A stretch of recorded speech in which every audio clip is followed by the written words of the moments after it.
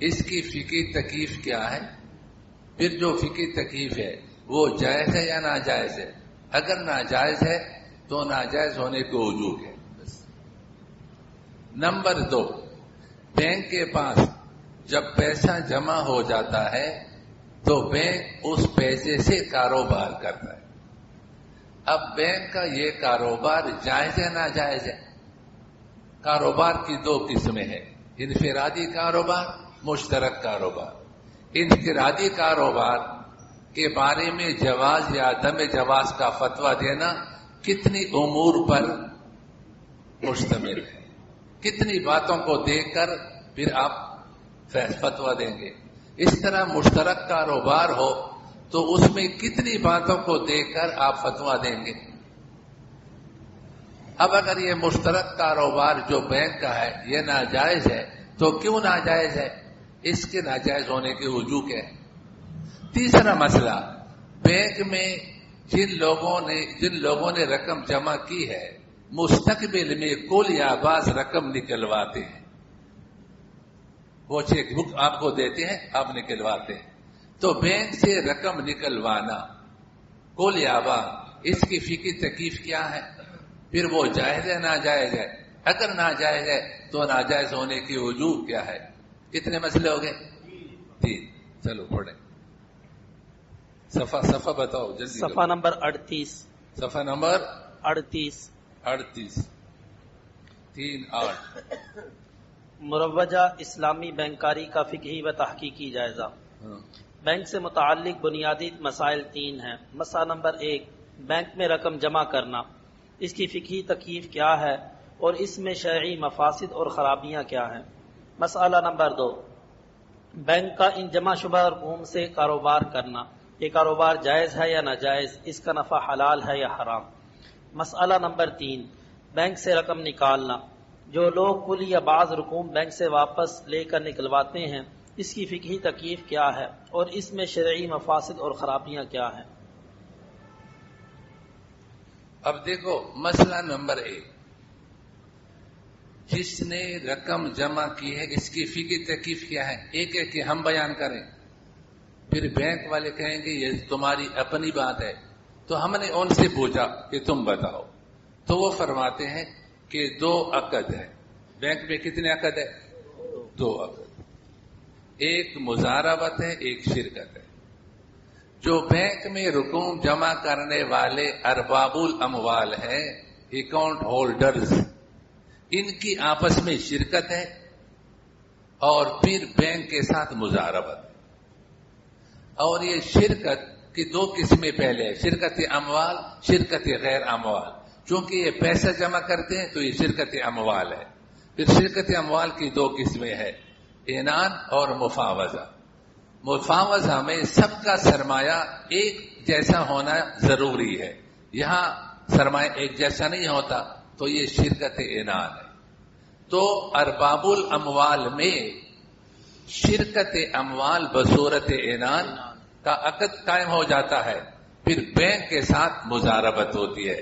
Bank مزارب ہے اور یہ رقم جمع کرنے والے ارباب الاموال ہے. سمجھ گئے؟ چل. مسئلہ نمبر 1، بینک میں رقم جمع کروانا اور اس کی فقہی تکلیف.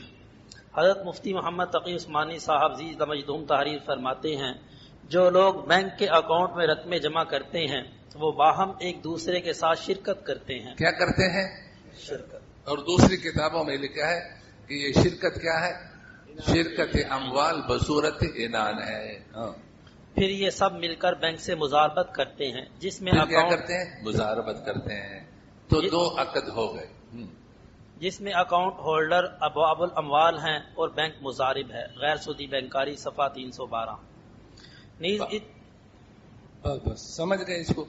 ہاں. نیز اس شرکت کو شرکت اموال کہا جاتا ہے. پھر شرکت اموال میں بھی بقول مجوزین یہ شرکت عنان ہے، اور یہ دونوں عقد فاسد ہیں اور عقود فاسدہ بتصریح فقہاء کرام رحمہم اللہ تعالی بحکم سود ہیں. دیکھو ہماری تحقیق کے مطابق یہ دونوں عقد کیا ہے؟ فاسد ہے، اور عقد فاسد بحکم ربا ہے. اب ایک وجہ آپ لوگوں کو اس مجلس میں فساد کی میں بتاتا ہوں.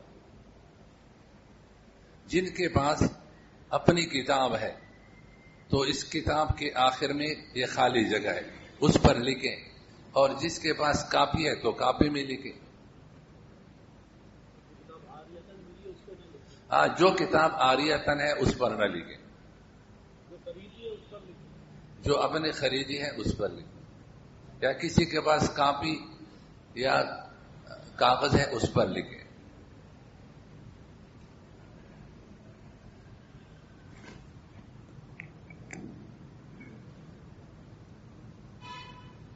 سناؤ.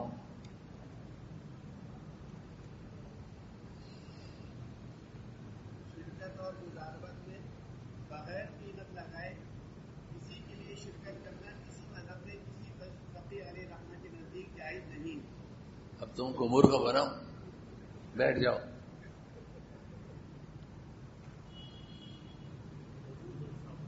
ہاں پڑھو. دیکھو لکھو، عروض اور سامان کو، لکھو عروض اور سامان کو بغیر قیمت لگائے، بغیر قیمت لگائے شرکت اور مزاربت کا سرمایہ بنانا کسی مذہب میں بھی جائز نہیں، کسی مذہب میں بھی جائز نہیں.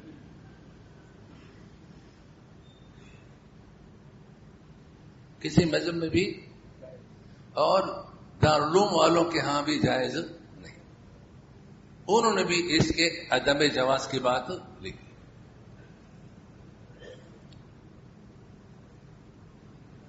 عروض اور سامان کو بغیر قیمت لگائے، بغیر قیمت لگائے شرکت اور مزاربت کا سرمایہ بنانا کسی مذہب میں بھی جائز نہیں، جبکہ بینک میں یہ ناجائز کام ہو رہے، بینک میں یہ ناجائز کام ہو رہے، روزانہ ہوتا ہے. اور آپ کو میں نے بتایا تھا کہ جس پر تمام فقہ کرام رحمہ اللہ کا اتفاق ہوتا ہے وہ مسئلہ بدیع ہوتا ہے، نظری نہیں ہوتا، اور اختلاف بدیعات میں نہیں ہوتا، نظریات میں ہوتا ہے. اس لیے اس مسئلے میں اختلاف نہیں بلکہ کیا ہے، خلاف ہے، اور خلاف برا ہے. اور اسی وجہ سے ہم مجالس قائم کرواتے ہیں، ورنہ چھٹی لوگ مناتے، ہم بھی چھٹی مناتے، کوئی کاغان جاتے، کوئی مری کی تفریح کرتے. اب اس کی تھوڑی تفصیل سمجھے. ایک دکاندار ہے یا دو دکاندار ہیں، انہوں نے دکان بنائی، دو آدمیوں نے 10 لاکھ روپے جمع کر کے دکان کھولی. اب 1 مہینے کے بعد، سال کے بعد اس کا سرمایہ 4 حصوں پر منقسم ہوتا ہے. کتنے حصوں پر؟ نمبر 1 منجمد اثاثے، یعنی وہ سامان جو استعمال ہوتا ہے لیکن بیچنے کے لیے نہیں ہوتا. مثلا کپڑے کی دکان ہے، اس نے کپڑا رکھنے کے لیے الماریاں بنائی، نیچے قالین بچھایا، سمجھ گئے، پنکھا لگایا، مکیف اے سی ایئر کنڈیشن لگا دیا. یہ سارا وہ سامان ہے جو استعمال ہوتا ہے لیکن بیچنے کے لیے، اس کو منجمد اثاثے. اس پر بھی سرمایہ لگتا ہے، بعض اوقات 4 5 10 لاکھ روپے اس پر لگتے ہیں، ڈیکوریشن پر لگ جاتے ہیں بہت سارا پیسہ. نمبر 2 وہ سامان جو بیچنے کے لیے خریدا ہے، ابھی بکا نہیں، اس کے الماریوں میں کپڑے پڑے ہوئے ہیں، یہ سامان تجارت، اس میں بھی سرمایہ کا ایک حصہ لگا ہوا ہے. نمبر 3 اس نے جو کپڑا ادھار بیچا ہے، کیا بیچا ہے، اس کو عربی میں دین کہتے ہیں. کیا کہتے ہیں؟ تو دیون. تو ایک حصہ سرمایہ کا دیون میں ہوتا ہے. اور نمبر 4 کچھ تجورے کے اندر نقد بھی پڑا ہوتا ہے، اس کو نقود کہتے ہیں. تو قدیم شرکا قدیم سے جو لوگ دکان چلا رہے ہیں ان کا سرمایہ کتنے حصوں میں منقسم ہوتا ہے؟ نمبر 1 منجمد اثاثے، 5 مرتبہ کہو زبان سے، منجمد اثاثے، منجمد اثاثے، منجمد۔ نمبر 2 سامان تجارت، سامان تجارت، سامان تجارت۔ نمبر 3 دیون، دیون، دیون، دیون، 5 مرتبہ کہو۔ نمبر 4 نقود، کیا ہے؟ نقود۔ اب چاروں کو 5 مرتبہ کہو۔ منجمد اثاثے، سامان تجارت، دیون، نقود۔ منجمد اثاثے، سامان تجارت، دیون، نقود۔ شاباش۔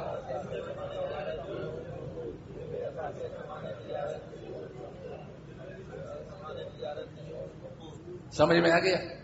اب جو نیا آدمی اس دکان میں، مثلا کپڑے کی دکان میں شریک ہونے کے لیے آئے گا تو اس نے مثلا 10 لاکھ روپے لائے، تو اس کا پورا سرمایہ کیا ہے؟ نقد ہے۔ اور قدیم کا کیا ہے؟ 4 حصوں میں ہے۔ اب اس میں نقد کے ساتھ بھی اس کی شرکت ہوگی، اور یہ جو عروض اور سامان ہے اس میں بھی کیا ہوتی ہے؟ شرکت ہوتی ہے۔ اب اس میں جو شرکت ہے ہمارے حنفی مذہب میں تو جائز نہیں ہے، حنفی مذہب میں جائز نہیں۔ پہلے سامان بیچو، اس کو نقد بناؤ، پھر شرکت کرو۔ لیکن امام مالک رحمہ اللہ کا مذہب ہے، امام احنف کا ایک قول ہے، اس میں شرکت کے بارے میں کہ اس میں شرکت جائز ہے، لیکن ایک شرط ہے۔ وہ شرط یہ ہے کہ ان عروض کی بازاری قیمت لگا کر اس قیمت کو سرمایہ بنایا جائے گا۔ کس کو؟ اس قیمت کو سرمایہ بنایا جائے گا، بغیر قیمت لگائے۔ کسی مذہب میں بھی جائز نہیں ہے۔ اب جب آپ قیمت لگائیں گے، کیا لگائیں گے؟ قیمت لگائیں گے، تو اس کی قیمت لگ گئی عروض کی، مثلا قیمت 20 لاکھ لگ گئی، کیا لگ گئی؟ اور 10 لاکھ ان کے پاس نقود ہے، تو 10 اور 20 کتنے ہو گئے؟ 30 لاکھ۔ اب ان کا سرمایہ 30 لاکھ سمجھا جائے گا، اور جو 10 لاکھ روپے لے کر آیا تو اب 40 لاکھ ہو جائے گا۔ چوتھا حصہ اس کا ہوگا، 3 حصے سرمایہ اس کا ہوگا۔ بغیر قیمت لگائے کس کے نزدیک بھی جائز نہیں۔ اس طرح میزان بینک ہے اور کوئی بینک اسلامی ہے، اس میں جو کہ تجارتی ادارے ہیں، اس میں جو قدیم شرکا ہیں ان کا سرمایہ 4 حصوں پر منقسم ہے۔ منجمد اثاثے، مال تجارت، جو سامان خریدا ہے ابھی بیچا نہیں ہے، وعدہ تو کیا ہے لیکن بیچا نہیں، سمندر میں آ رہا ہے، ابھی آئے گا، وصول ہوگا، پھر آگے وعدہ کے مطابق بے ہوگی۔ اور نمبر 3 دیون، اس لیے کہ بینک نقد پر کوئی سامان نہیں بیچتا، سب ادھار پر بیچتا ہے۔ نمبر 4 بینک کے پاس نقود بھی ہے، تو 4 حصوں میں ہے۔ انہوں نے خود فرمایا کہ ارباب الاموال، اکاؤنٹ ہولڈر کے آپس میں شرکت ہے، تو جیسے آپ پیسہ جمع کریں گے تو ان ارباب الاموال کے ساتھ آپ کی شرکت ہوگی، اور شرکت ان عروض میں بھی ہوگا۔ اور اس میں شرکت کے جواز کے لیے شرط کیا ہے؟ ان کی قیمت لگائے۔ بینک والے نہ اس کی قیمت لگاتے ہیں، نہ لگانا ان کے لیے ممکن ہے، اس لیے کہ یہ پنکھے منجمد اثاثے ہیں۔ بینک میں اے سی، کرسیاں، فرنیچر، جو انہوں نے بینک پہ ملازمین کو استعمال کے لیے گاڑیاں دی ہیں، لیز پر جو گاڑی دی ہے ان گاڑیوں کا مالک بھی بینک ہے، وہ بھی منجمد اثاثوں میں ہے۔ اب ان گاڑیوں کی قیمت لگانے کے لیے کتنے شو روم کے چکر لگانے پڑیں گے؟ یہ پنکھے، ایک پنکھا 10 مرتبہ خراب ہوا، ایک مرتبہ کبھی خراب ہی نہیں ہوا، تو پرانے پنکھوں کی قیمتوں میں بھی فرق ہوتا ہے۔ اب یہ ساری قیمتیں لگوانے کے لیے کتنا وقت چاہیے؟ تو بینک نہ قیمت لگواتا ہے نہ لگوانے ان کے لیے ممکن ہے، جو اس طرح بینک چلتا ہے۔ اس لیے قیمت لگائے بغیر یہ آپ سے پیسہ لے گا، اور یہ کسی مذہب میں بھی جائز نہیں ہے۔ اب جن مذاہب میں جائز ہے ان مذاہب میں قیمت لگا کر اس قیمت کو سرمایہ بنانا ہے. ایک آدمی نے 10 لاکھ روپے جمع کیے، 5 مہینے کے بعد کوئی آدمی آیا وہ 10 لاکھ جمع کرتا ہے. اب ان کی عروض کی اگر تجارت ترقی پر ہو تو قیمت زیادہ لگتی ہے، تجارت تنزل پر ہے قیمت کم لگتی ہے. اب اگر قیمت لگاتے تو قیمت زیادہ لگتی، یعنی قیمت لگانے کی صورت میں اس کا سرمایہ 12 لاکھ بنتا. کتنا بنتا؟ تو شریعت کے روح سے آئندہ مہینے سے اس کا سرمایہ 12 لاکھ ہوگا اور نفع بھی 12 لاکھ کے تناسب سے دیا جائے گا. لیکن بینک اس کے سرمایہ کے 2 لاکھ بڑھاتے نہیں، وہ بھی خود کھاتے ہیں، اور جو 2 لاکھ کے مقابلے میں نفع آتا ہے وہ نفع بھی اس کو نہیں دوسروں کو دیتے ہیں. اسی کو عقل بالباطل کہتے ہیں. یہی بنو ریٹرن والوں نے لکھا ہے کہ بینک میں عقل بالباطل ہے، حرام خوری کا اڈا ہے. تو کون سا غلط بات لکھی؟ بات تو صحیح تو لکھی.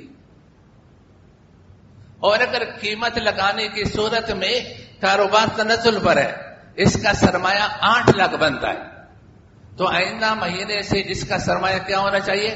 8 لاکھ، اور نفع بھی 8 لاکھ کے تناؤ سے.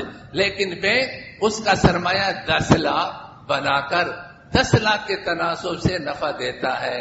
تو 2 لاکھ کا جو نفع زیادہ دیتا ہے وہ دوسروں کا نفع اس کے پاس جاتا ہے، اور یہ عقل بالباطل ہے جو حرام. بات سمجھ میں آ گئی؟ یہ بن الٹون کا فتویٰ ہے. اب دیکھو حضرت مفتی تقی عثمانی سے برکاتہم نے فتح عثمانی میں لکھا ہے کہ ایک آدمی نے ایک دکان ہے، مثلا میڈیکل سٹور ہے، اب وہ اس میں دوائی پڑی وہ جا رہا ہے، تو کسی کو بطور مضاربت دے رہا ہے. تو لکھا ہے کہ جمہور اور حنفیہ کے نزدیک مضاربت کا سرمایہ عروض کو بنانا جائز نہیں ہے جب تک بیچ کر نقد نہ بنایا جائے. البتہ امام احمد کے ایک روایت میں جائز ہے، لیکن ساتھ لکھا کہ اس کے لیے شرط یہ ہے کہ دکان کے اس سامان کی قیمت لگا کر اس کو سرمایہ بنایا جائے. بغیر قیمت لگائے کہ انہوں نے بھی جائز نہیں لی. اور حضرت کا صاحبزادہ ہے، انہوں نے ایک کتاب لکھی ہے شرکت و مزار و اجر حاضر. اس میں امام مالک رحمہ اللہ کا مذہب کہ عروض میں شرکت جائز ہے، لیکن شرط یہ ہے کہ بازاری قیمت لگا کر اس کو سرمایہ بنایا جائے گا. پھر ایک مثال دی کہ ایک انڈسٹری ہے. کیا ہے؟ انڈسٹری ہے. تو وہ انڈسٹری میں ایک آدمی 1 لاکھ روپے ڈالنا چاہتا ہے. فرمایا جائز ہے.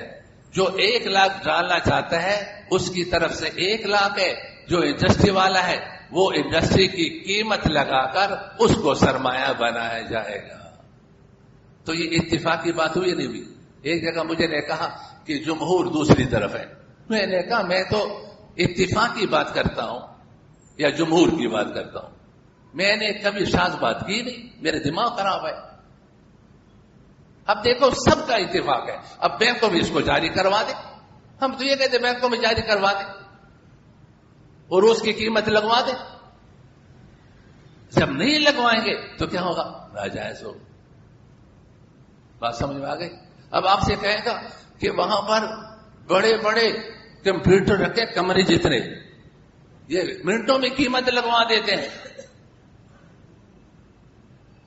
جامع مسجد میں ہمارے کچھ ساتھی کہتے ہیں تمہارا دماغ خراب ہے، کس زمانے میں گم رہے ہو، بڑے بڑے کمپیوٹر ہے.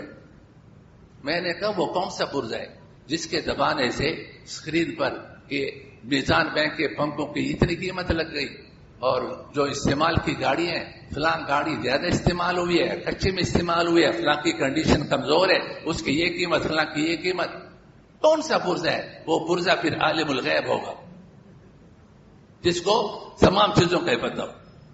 اور ہم نے مان لیا کہ عالم الغیب ہے، پرزا ہے. تو قیمت جب لگائیں گے تو تجارت ترقی پر ہے تو قیمت زیادہ لگے گی، تجارت تنزل پر ہے قیمت کم لگے گی.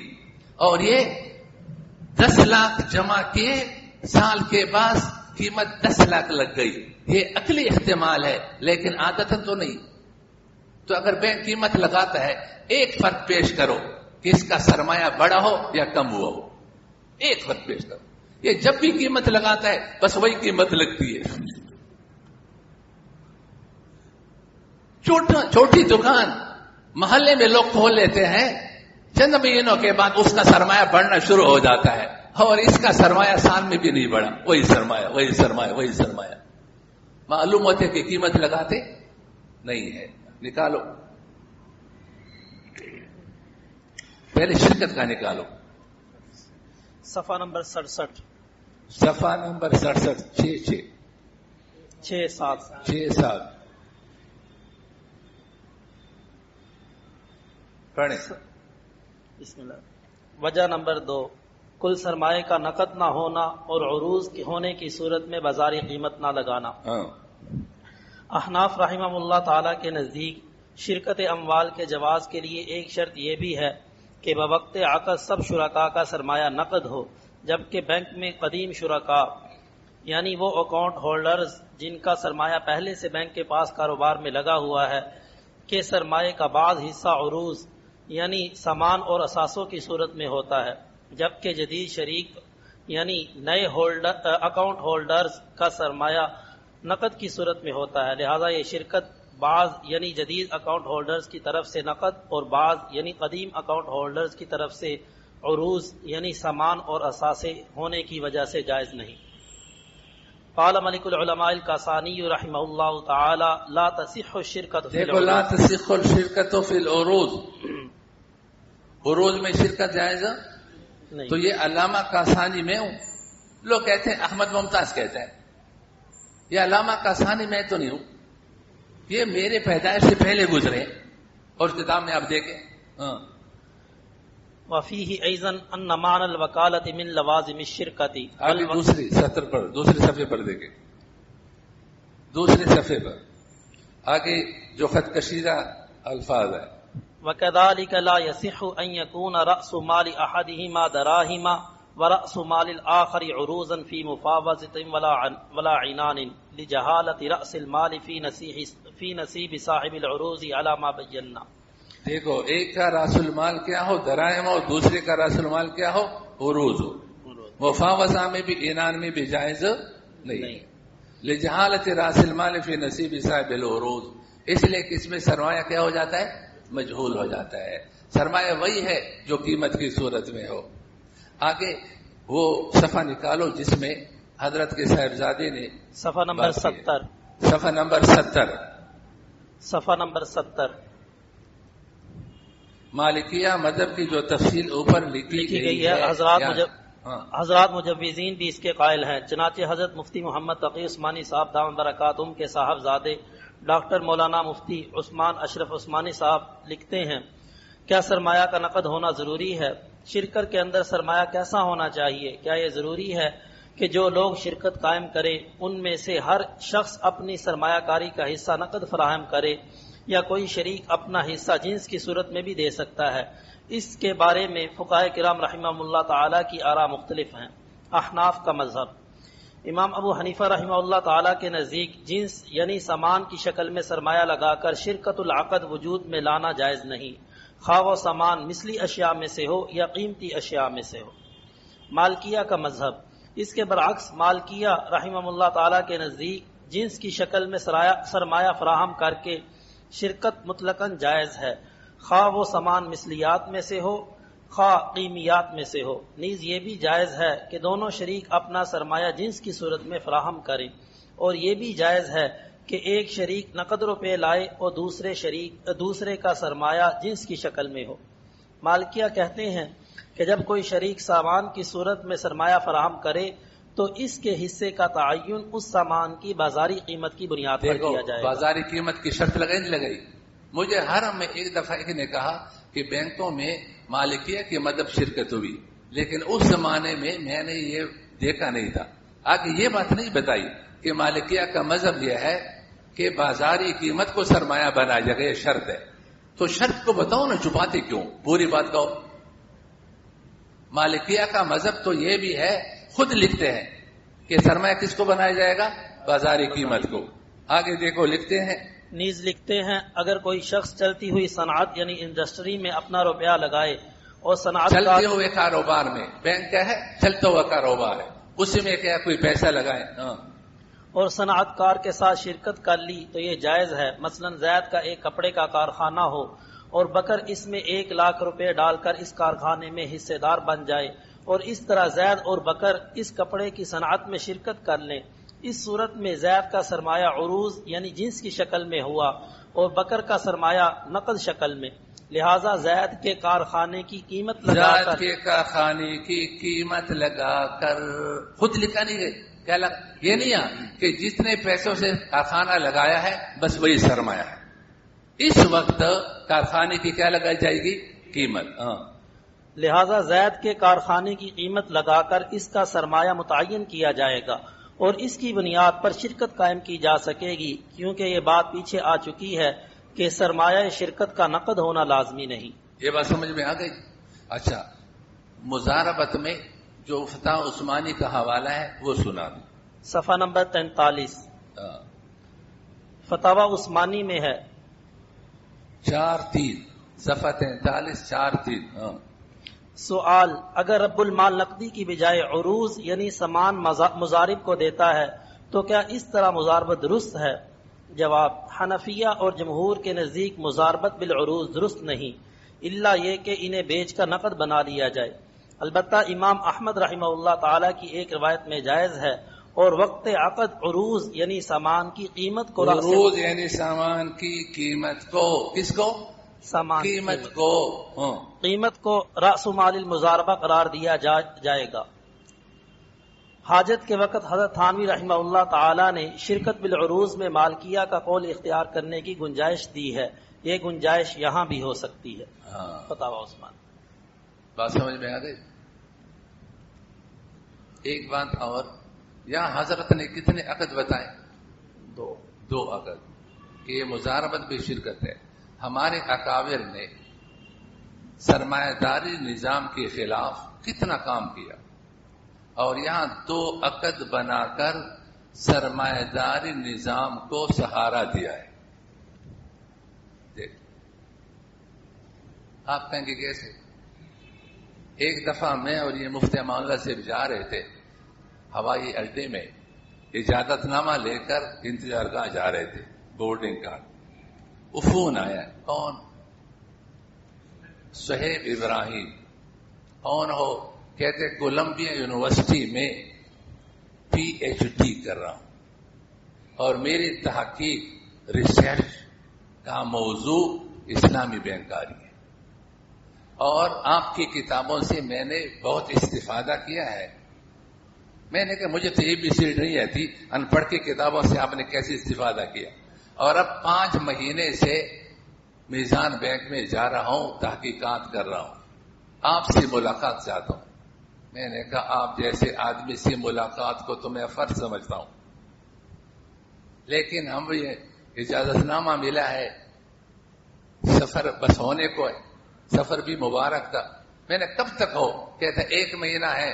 میں نے کہا کہ انشاءاللہ واپس آئیں گے. 1 میں جب ہم آئے ان کو بلایا تو مدرسے میں آئے تو میں نے کہا کہ یہ جو انہوں نے 2 عقد بنائے کیوں بنائے؟ سرمایہ دارہ نظام کو سہارا دیا. کیسے دیا؟ پہلے آپ لوگ خارجی مثال سمجھے. یہ مولانا عارف ہے، اس نے کپڑے کی دکان کھولی، 10 لاکھ سرمایہ ڈالا اور ملازم سے کام کرا رہا ہے، خود نہیں کر رہے. دکان کا نام کیا رکھا؟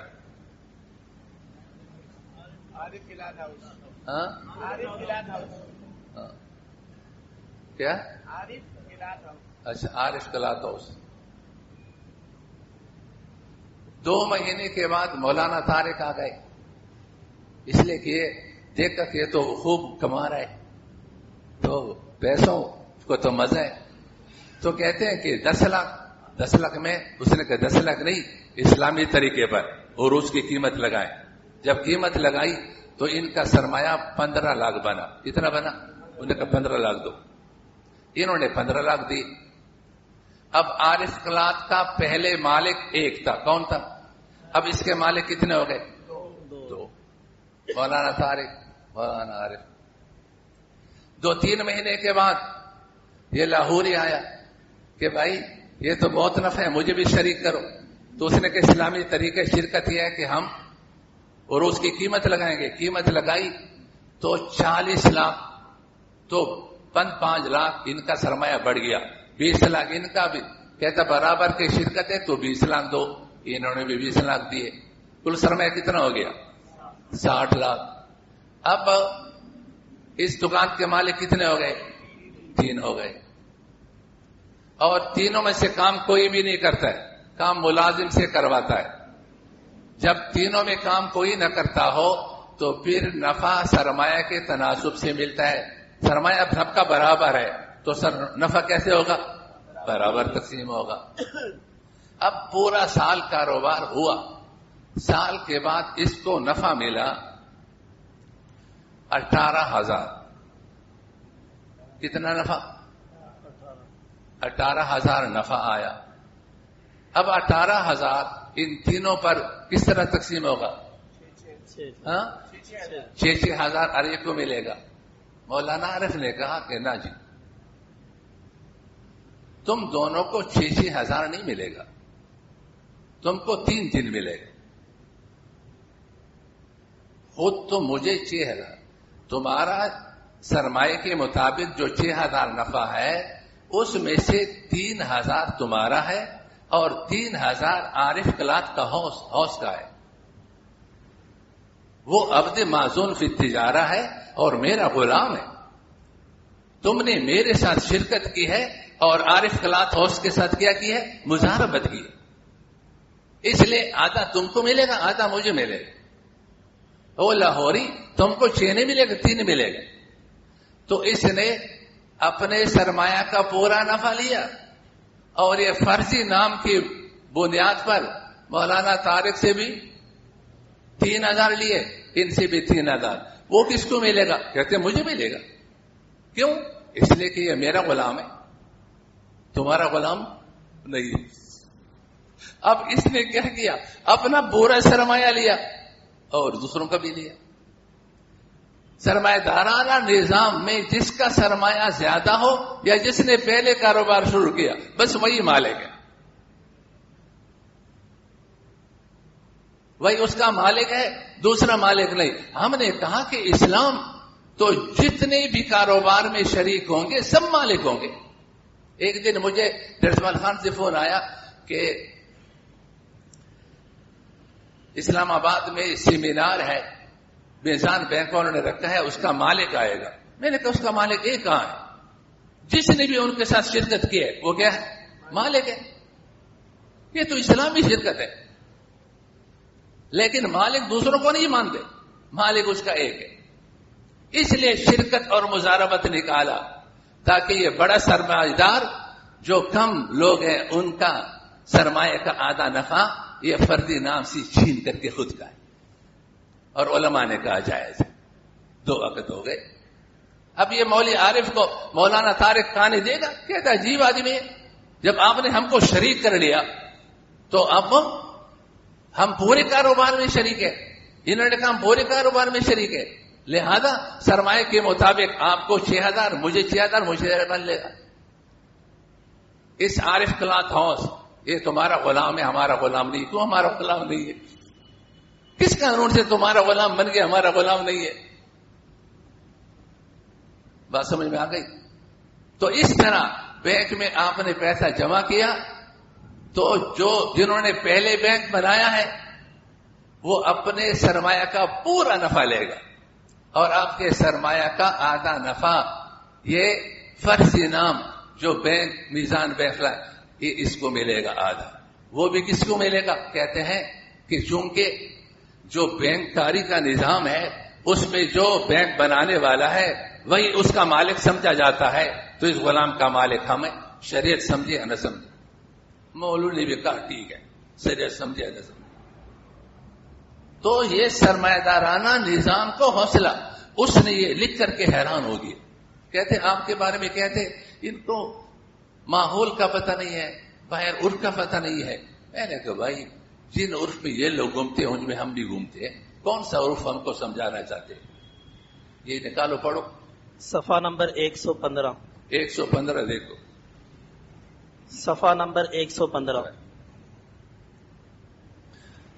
تنبیہ نمبر 2. شخص قانونی کا تصور کس لیے؟ شخص قانونی کا تصور اس لیے ہے تاکہ سرمایہ دارانہ نظام کو ان اسلامی نامی بینکوں میں پورا تحفظ ملے. تفصیل اس کی یہ ہے کہ اگر مشترک کاروبار کے لیے شخص قانونی کا وجود ضروری ہے اور یہ کاروبار میں شریک افراد کے لیے بمنزلہ عبد معزون فی التجارہ ہے، تو پوچھنا یہ ہے کہ اس کی کیا دلیل ہے کہ ان شرکاء میں سے بعض کا تو یہ عبد معزون فی التجارہ ہے اور عقد مضاربت کے عنوان سے ان کے پاس جو نفع آئے گا وہ ان بعض ہی کو ملے گا، اور سب شرکاء کے لیے عبد معزون فی التجارہ نہیں، تاکہ اس کے نفع سے سب شرکاء مستفید ہوں. اس شخص قانونی کی تجویز کی وجہ سے سرمایہ دارانہ نظام کا یہ عجوبہ بھی ماننا پڑے گا کہ مثلا جس کاروبار میں 1000 افراد شریک ہوں تو اس کاروبار کے ملاک یعنی مالک 1000 نہیں ہوں گے، بلکہ وہ بعض شرکاء ہوں گے جن کو سرمایہ دارانہ نظام میں شخص قانونی کا مالک بنایا گیا ہے. نیز یہ بھی ایک عجوبہ سے کم نہیں، جن شرکاء کا سرمایہ اور حصہ کم ہے وہ مالک نہ ہوں اور جن کا حصہ زیادہ ہے وہ مالک ہوں. دیکھیے کسی کا والد فوت ہو جائے اور اس کے ورثاء میں ماں، بیوہ، بیٹے، بیٹیاں وغیرہ وغیرہ ہوں تو یہ تمام اس کے ترکہ اور جائیداد میں ہر جز کے مالک اور اس میں شریک ہیں، اگرچہ حصے کا تناسب مختلف ہو، کسی کا حصہ زیادہ اور کسی کا کم. جبکہ سرمایہ دارانہ نظام کا کمال دیکھیے کہ شخص قانونی کا مفروضہ تلاش کر صرف ان بعض کو جن کا حصہ دوسروں سے زیادہ ہے کو مالک بنا دیا جاتا ہے. الحاصل شخص قانونی کے تصور اور تجویز کے ذریعے نادانستہ طور پر سرمایہ دارانہ نظام کو تحفظ دینا معلوم ہوتا ہے، کیونکہ یہ تصور درج ذیل مفاسد بدیہیہ کو مستلزم ہے. نمبر 1، مشترک کاروبار اور مشترک عبد معزون فی التجارہ کے بعض منافع سے بعض شرکاء کو محروم کرنا. 2، بعض شرکاء کی ملکیت کو بعض مملوکات میں نہ ماننا. 3، قلیل حصہ کے ملاک کو مالک نہ ماننا. بات سمجھ آ گئی؟ اچھا دیکھو یہ جو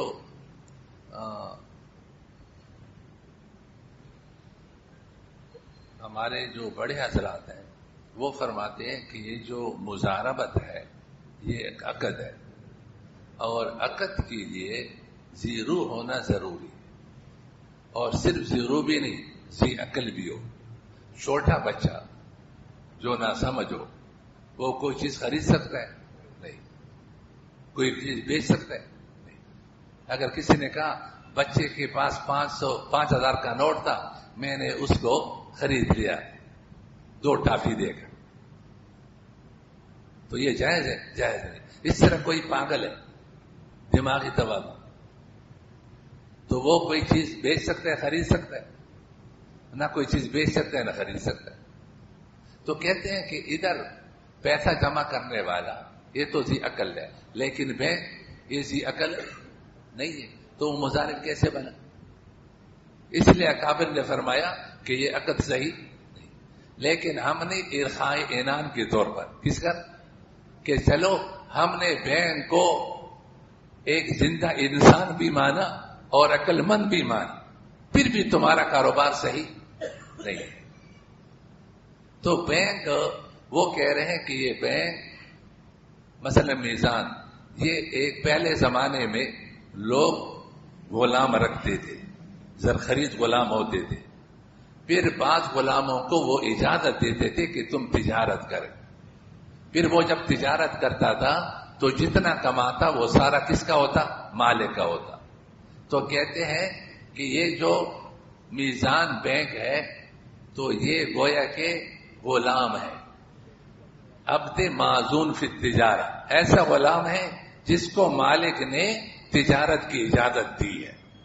اب اس غلام نے ان لوگوں کے ساتھ مضاربت کی ہے، اور جو مضاربت کی ہے تو آدھا نفع اس کو ملے گا، آدھا نفع لوگوں کو ملے گا۔ یہ جو غلام کو آدھا ملا یہ کس کو ملے گا؟ تو جس نے پہلے بینک بنایا کہتے مجھے ملے گا، اس کا مالک میں ہوں۔ کیوں مالک ہے؟ اس لیے کہ سرمایہ دارانہ نظام میں اس کو مالک سمجھا جاتا ہے۔ ہم کہتے ہیں شریعت سرمایہ دارانہ نظام کے تابع نہیں ہے، کیا تابع ہے؟ شریعت میں جس نے پیسہ ڈالا وہ بینک کا کیا ہو گیا؟ مالک ہو گیا۔ بینک کے ہر چیز کا مالک ہو گیا۔ جس نے بھی پیسہ جمع کیا، وہ زیادہ جمع کیا یا کم جمع کیا، وہ مالک بن گیا ہے۔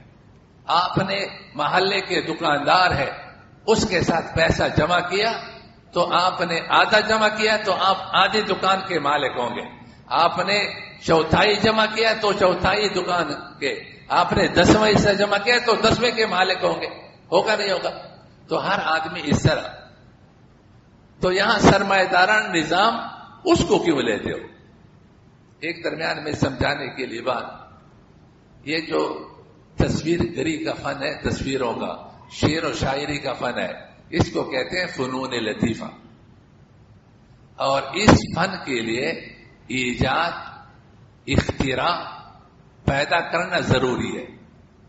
اگر کسی نے شعر میں کسی کی تعریف کی کہ میرا محبوب ہے، اس کی آنکھیں ایسی ہے اور اس کی ناک ایسی ہے اور اس کا منہ ایسا ہے، لیکن جیسے اس کی آنکھیں ہیں ویسے اس نے اشعار میں کہا، تو اس کو شعر نہیں کہتے۔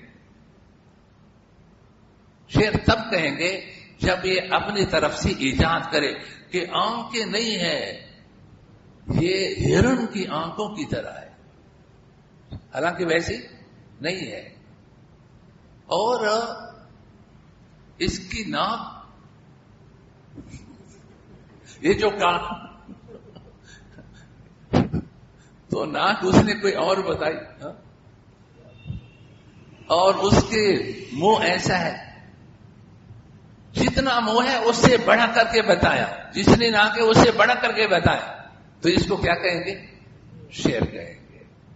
اگر ہو بہو وہی بات تعریف کریں گے تو اس کو شعر نہیں کہیں گے۔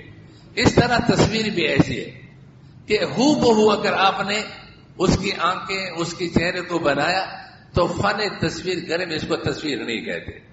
کارٹون دیکھیں اخباروں میں، کارٹون کی طرح اگر آپ نے بنایا تو اس میں بنانے والے نے کچھ اضافات کیے، کچھ کمیاں کی ہے، تو اس کو اب تصویر کہیں۔ سمجھ گئے؟ حضرت مفتی شفیع سے رمولا نے ایک رسالہ لکھا، فرمایا ٹھیک ہے، فن میں تصویر اس کو کہتے ہیں کہ بنانے والے نے اس میں کچھ ایجاد کیا ہو، کچھ اضافات کیے ہوں۔ ہو بہو ہے تو تصویر نہیں ہے، لیکن شریعت ہو بہو کو بھی تصویر کہتے ہیں اور اضافات والے کو بھی تصویر کہتے ہیں، اور ہم کس کے مکلف ہیں؟ شریعت کے مکلف ہیں۔ اسی طریقہ پر سرمایہ دارانہ نظام میں اگرچہ اس نام کا عبد اور غلام کا مالک پہلے بنانے والے کو سمجھا جاتا ہے، لیکن اسلام جس کو آپ نے اس کاروبار میں شریک کیا ہے وہ سارے اس کے مالک ہیں۔ آپ لوگ سے میں پوچھتا ہوں، ایک آدمی کا انتقال ہوا، اس کے لڑکی بھی ہے، لڑکیاں بھی ہے، بیوی بھی ہے، اس کی میراث میں بیوی کا 8واں ہے، ایسا ہے، بیوی کا 8واں ہے، اور اس کے بعد بیٹوں کے 2 حصے، بیٹی کا 1 حصہ، سب سے زیادہ حصہ بیٹے کا ہے، پھر بیٹیوں کا ہے، پھر ماں۔ اور اگر اس مرنے والے کی والدہ کا بھی زندہ ہو تو اس کا کتنا ہے؟ چھٹا، اس کا چھٹا حصہ ہے۔ یہ مختلف حصے ہیں، لیکن اس نے ایک پلاٹ چھوڑا ہے، تو آپ کیا کہیں گے؟ اس پلاٹ میں کتنے شریک ہیں؟ اس کے بیٹے، بیٹیاں، بیوی اور والدہ، سب شریک۔ اگرچہ سب سے زیادہ حصہ کس کا ہے؟ بیٹے کا ہے، دونوں دوسروں کے حصے کم ہے، لیکن کم ہونے کے باوجود بھی آپ کہتے ہیں کہ یہ اس کے شریک ہیں اور اس کے مالک ہیں۔ آپ یہ نہیں کہہ سکتے کہ صرف بیٹے مالک ہیں، دوسرے مالک نہیں ہیں۔ لیکن یہاں بینک والوں نے کیا کیا؟ جس نے پہلے بینک بنایا یا جس کا پیسہ سب سے زیادہ ہے وہ کیا ہوگا؟ مالک ہوگا، دوسرے مالک نہیں ہوں گے. یہ سرمایہ دارانہ نظام کی بات ہوگی، اسلام کی یہ بات نہیں ہے. کسی کی ملکیت کم ہے، بعد میں ہے، کسی کی زیادہ ہے اور پہلے ہے، سب اس میں کیا ہے؟ شریک اور برابر ہے. تو یہ سرمایہ دارانہ نظام کو سہارا دیا گیا. بات سمجھ میں آ گئی؟ چلے بس. سبحانک اللہم بحمدک نشہد ان لا الہ الا انت نستغفرک ونتوب الیک. اللہ تعالیٰ برکت عطا فرمائے. کل انشاءاللہ ایک وجہ اور بتا دی جائے گی اور پھر آگے جو کاروبار کے بارے میں ہے کل اہم سبق ہے کہ کاروبار کی کتنے قسمیں ہیں. آپ کے پاس ایک دکاندار آتا ہے کہ میرا یہ کاروبار ہے، یہ جائز ہے ناجائز ہے، تو آپ نے کن امور کو دیکھ کر کے اس کو فتویٰ دینا ہے. کل کے سبق میں انشاءاللہ یہ آئے گا، اس لیے وقت پر آنے کی کوشش کریں، شرکت کریں. سبحانک اللہم وبحمدک. یہ دو